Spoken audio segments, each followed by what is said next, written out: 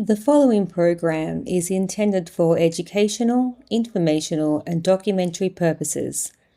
This episode is based on publicly available court records, archival reporting, historical sources, and criminological analysis.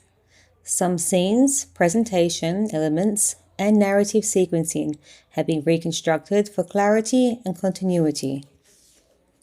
Every effort has been made to accurately represent events based on the material available at the time of production. Any opinions expressed are for analytical purposes only and do not constitute legal advice or formal allegations. All individuals are presumed innocent until proven guilty in a court of law. This program contains discussions of real-world violence and mature subject matter. Listener discretion is advised.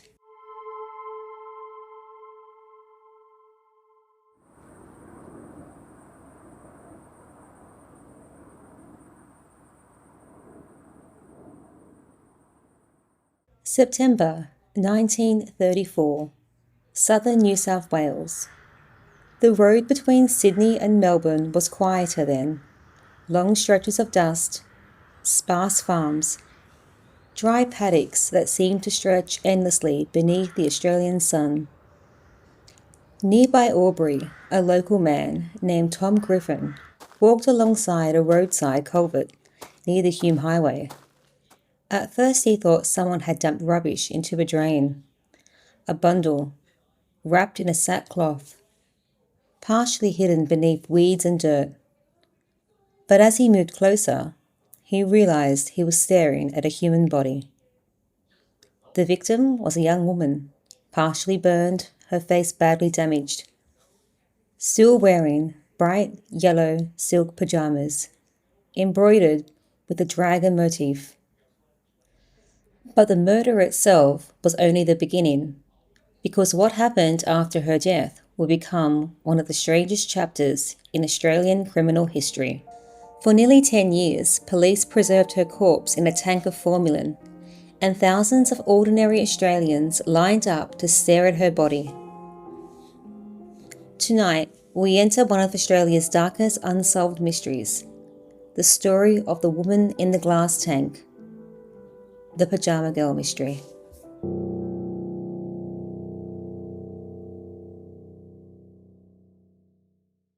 The body was discovered near Albury and immediately disturbed investigators, not simply because of the violence, but because of the condition of the victim.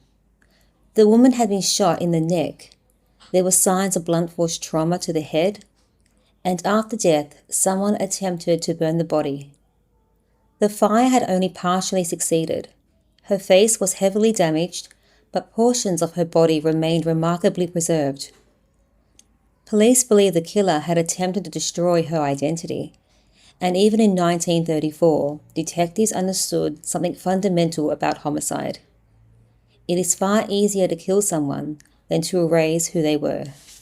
And yet, in this case, that is exactly what happened.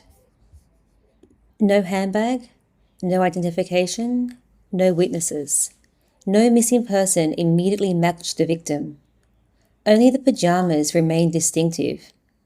Yellow silk, expensive looking, decorated with an oriental dragon design that the newspapers described in obsessive detail. Within days, the media exploded. Headlines appeared across Australia.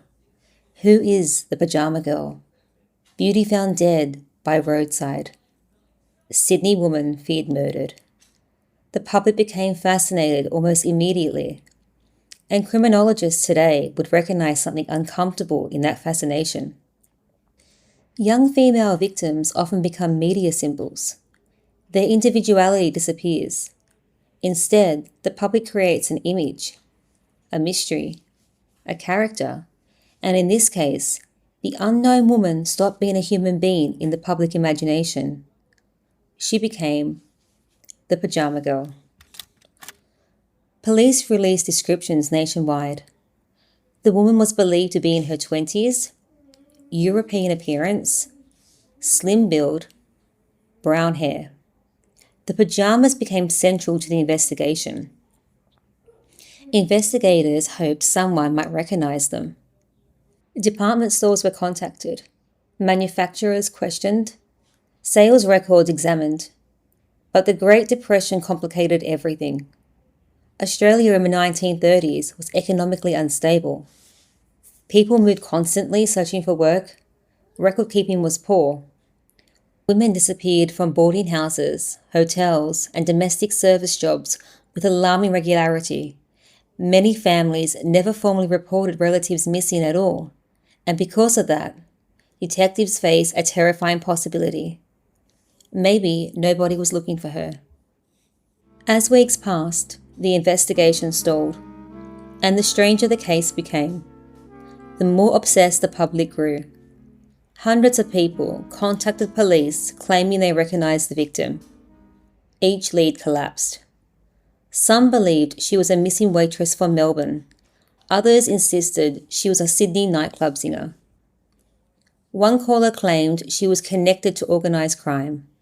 Another believed she was a victim of a secret abortion ring. Rumours spread faster than evidence, and newspapers encouraged every one of them. The Pyjama Girl became less a criminal investigation and more a national mythology. Criminologists sometimes refer to this as a symbol of victimhood. The victim becomes a vessel for public anxieties. In Depression-era Australia, fears about changing morality, female independence, migration, and urban crime all became projected into a single unidentified woman. And while the public speculated wildly, the body itself remained the only real evidence. Forensic pathologist Dr. John Burden Cleland, one of Australia's leading forensic scientists. Cleland understood the investigation faced a serious problem: time. Decomposition was destroying the possibility of future identification. Today, investigators would use DNA databases, digital imaging, and forensic genealogy. But in 1934, none of that existed. Identification relied heavily on face recognition, dental records, scars, witness memory, and luck. And so police made an extraordinary decision. They would preserve her body indefinitely. The victim's body was transported to Sydney University. There, investigators placed her remains inside a specially constructed preservation tank filled with formalin. The hope was simple.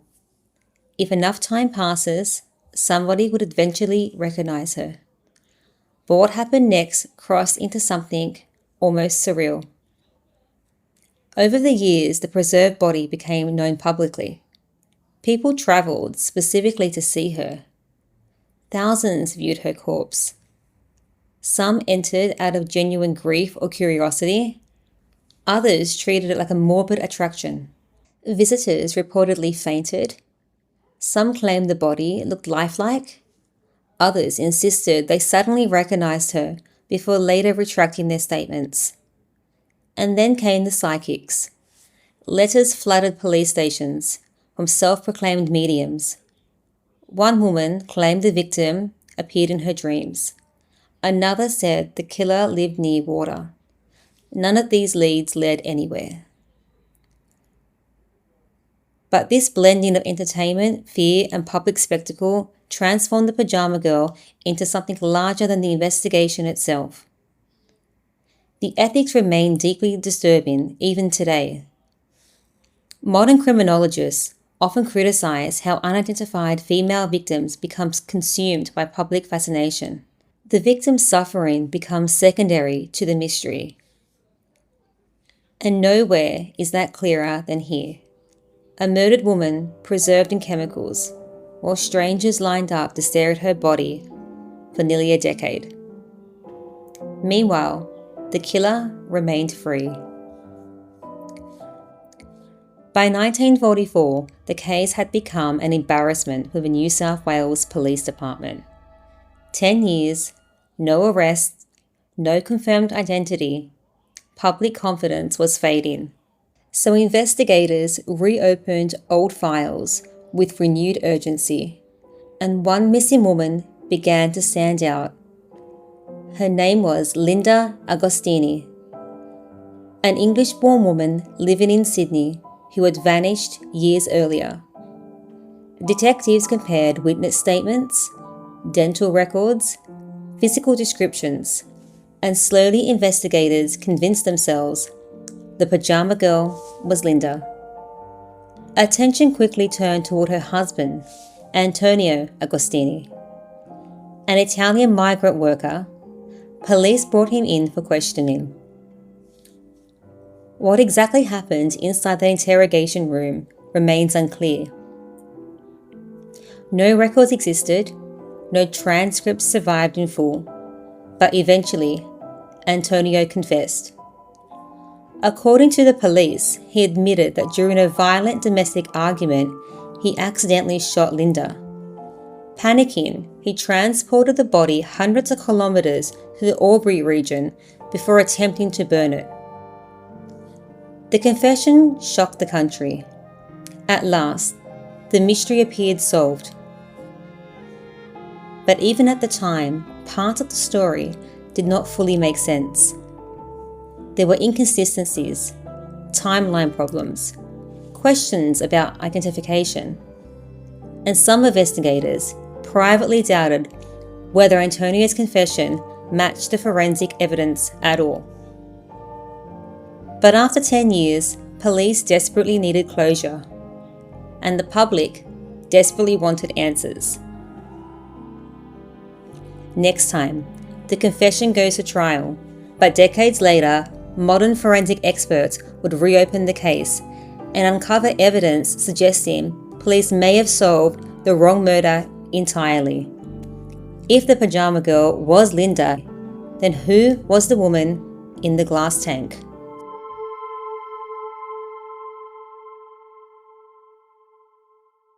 You've been listening to Criminology Files. Producing these deep dives takes significant time and research. If you find value in our work, please take a moment to subscribe and leave us a review. For case updates and behind-the-scenes content, follow us on Instagram at Criminology Files. We'll see you next week. Good night.